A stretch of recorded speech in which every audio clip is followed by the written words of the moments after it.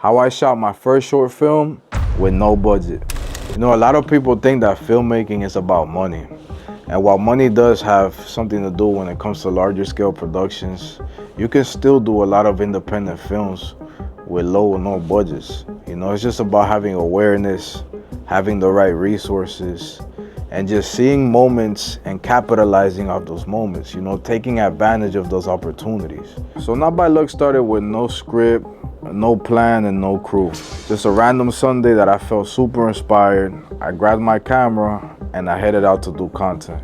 Originally, I went to drive down Chrome Avenue. That day I decided to go for a drive and get some drone shots of my car while I was driving. As I'm getting these shots, I thought, why don't I go to the casino and get some shots of me playing the slots? You know, I'm gonna bet like $20, see if, you know, maybe I win something today. And let me just film it, you know, whatever, some Instagram content. I just wanted to shoot. So when I get to the casino, I start playing the slots. I got all these shots in the casino with my phone because obviously they're very strict about, you know, using professional cameras in there. So I ended up just using my phone.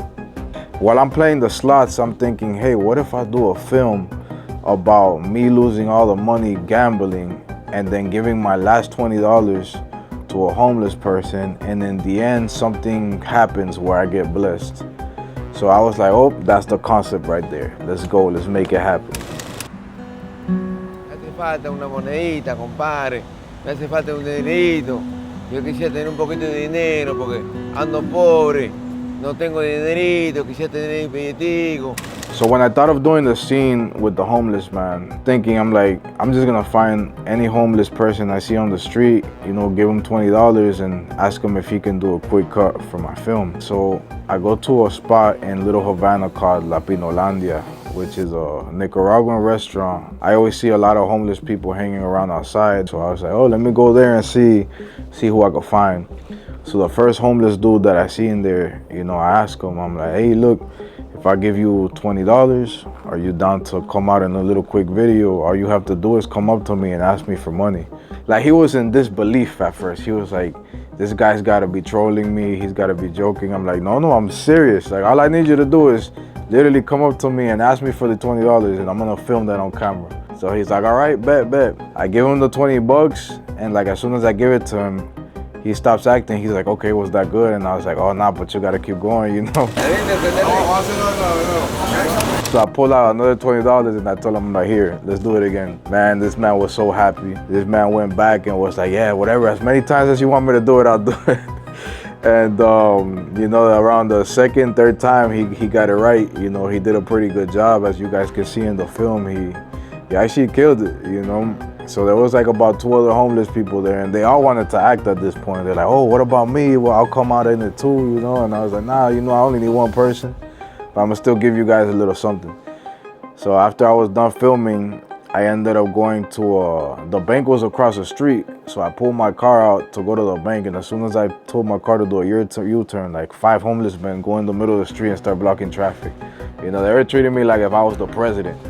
They're like, oh, everybody watch out, you know, he's going out. It was hilarious, man. I wish I would have had a video of that.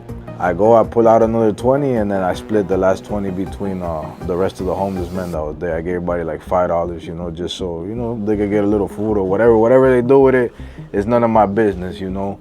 I was taught that as long as you give with an open heart, you know, it's not your problem what people end up doing with it. What matters is the gesture that you're doing, the reason you did it for. Honestly, being my first short film, I didn't do any paperwork, I didn't do any casting, I didn't do none of that. I just went out, found real people, and got them in it. And that's what came out of it. You know, every scene happened effortlessly. It was like everything was just meant to be.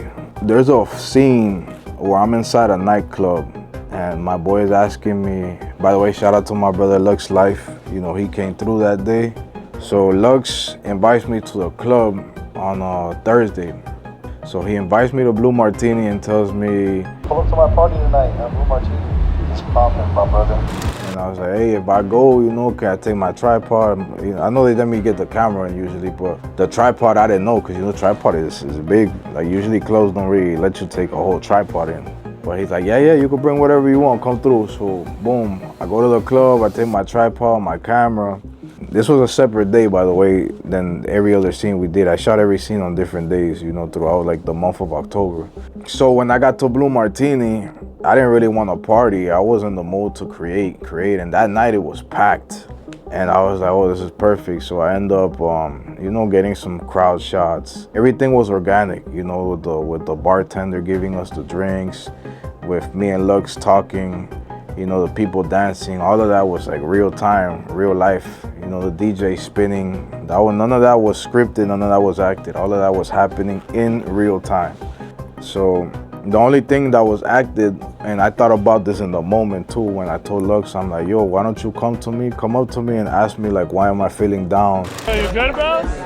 What the fuck? Bro, Why you got that face, nigga? I just lost all my money in the casino, bro. I thought I was gonna win. I went in there positive. I was happy. I gambled it all and I lost it. I don't know what I'm gonna do now, though, but One take, and he got it. And the crazy part is too that there was music playing in the background, the club music. But I was like, you know what? I'm gonna take this audio and see if I can clean it up. And I ran it through some programs there. I cleaned up the audio and I got the voice crystal clear without no music. I said, this is perfect, because now I can do whatever I want with the club environment. I can put whatever music I want. I can put whatever sounds and really turn it into a film. So I ended up using my boy Yompo and Lil Papi's song Motivando as the background music for the club.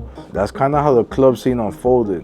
Very organic, very natural, very spontaneous, and just quick thinking and moving on the fly. So the last scene in Not By Luck, I already had the idea after I did the club and everything of something happening, me getting a phone call of some type of a deal or like money coming in. And I really wanted my boy Yompo to do it because he's one of the artists that I've done a lot of work with. And I wanted him to come out in the end saying like, oh, yo, we just landed this contract, you know, it's gonna be $1 million, you know, something like life-changing.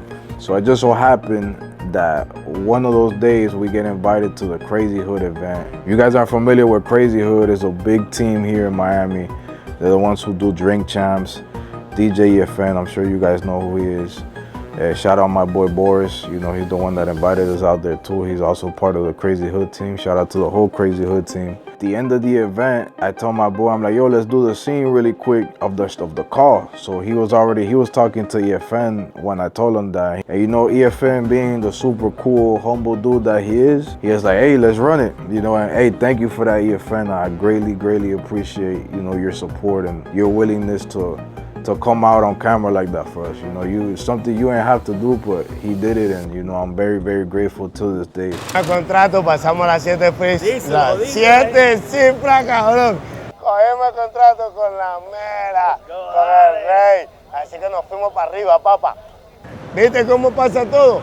Bendición. We're gonna do it, we're gonna make it big. Fuimos. Everything just happened so organically. It just flowed. It flowed so perfectly. You know, so you know, this is why I say like this is God's project, because everything that has happened has kind of just happened. You know, I just brainstormed the ideas on the spot, and things just start falling into place little by little. So that's kind of the story of Not By Luck. If you guys haven't seen it, I'm gonna leave the link at the end of this video so you guys can check it out. It's right here on my YouTube channel. If any of these films connect with you, if you feel any type of impact, you know, feel free to subscribe, share it with your friends, share it with other people. And we never know how, you know, just one share and somebody gets one of these messages might be able to change their life, you know. Thank you, everybody. This is the story of Not By Luck. God bless. It's not about waiting for permission. It's not about waiting for funding. It's creating with what you already have to your disposal. Using the equipment that you have, use the resources that you have, and you're gonna create something mesmerizing. You know, don't wait for the right opportunity, because the right opportunity is now.